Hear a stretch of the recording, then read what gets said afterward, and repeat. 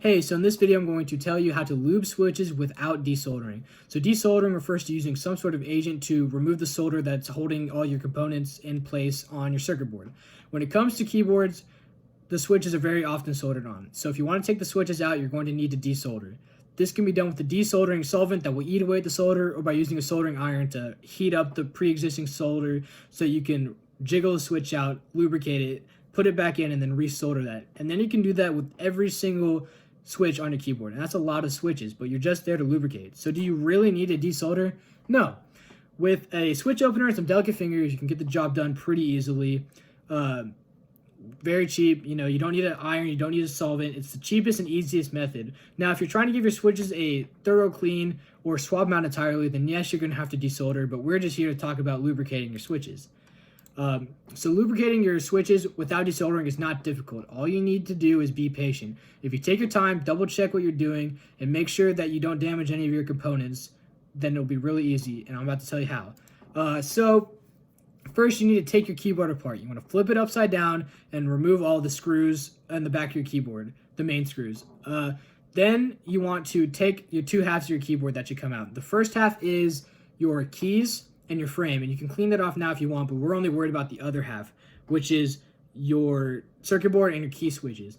Now, if you were planning to desolder these switches, you would have to flip this half over, but since we're not, you want to keep it remaining facing up.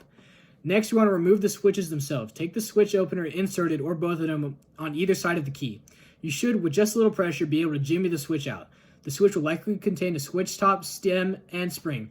The spring should be stored in one of these trays, and all of these parts should as well, because if you lose these parts, then your key won't work, and you want to have your keys work. You want to repeat this step for every key. It's really more time efficient to do all the keys at once, but if you want to do it one by one, that's on you, whatever your preference is. All right, next you want to give your keyboard a quick clean. You want to use a damp J-cloth to get all that dirt, dust, and grime out of there, because that can damage your keys or even cause them to break. Just wipe that up. And then you want to go over the frame again with a dry cloth so you can remove the moisture to prevent mold from developing. Next comes the lubrication part.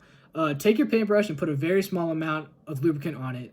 Then lubricate the bottom of the switch. Brush around the little tube that the spring sits in. Next, lubricant goes under the stem that sits in the spring. Just the tiniest dab of lube is needed here, or else it may end up too loose. And don't lubricate anything else. If you want to grease up the tops of the keycaps, you may. It will make them shiny, but it really doesn't serve any purpose. Next, you want to reassemble your keyboard. It's the most time-consuming part of this task. You want to put the springs and switches back into the frame. They'll clip into place pretty easily, easier than it was to take them out. Then place the top half of the keyboard back over the switches. Line up the keys the best you can, and then flip the keyboard over. Once the keyboard is flipped over, you can screw it back in. This is why having the screw tray is really comes in handy, because if you're missing a screw, you're screwed. So hopefully you now have a pretty good idea of how to lubricate your keyboard switches without having to desolder. It may sound like a bit of a daunting task, but don't worry. Once you do it once, you'll be able to get the hang of it, and it's really easy.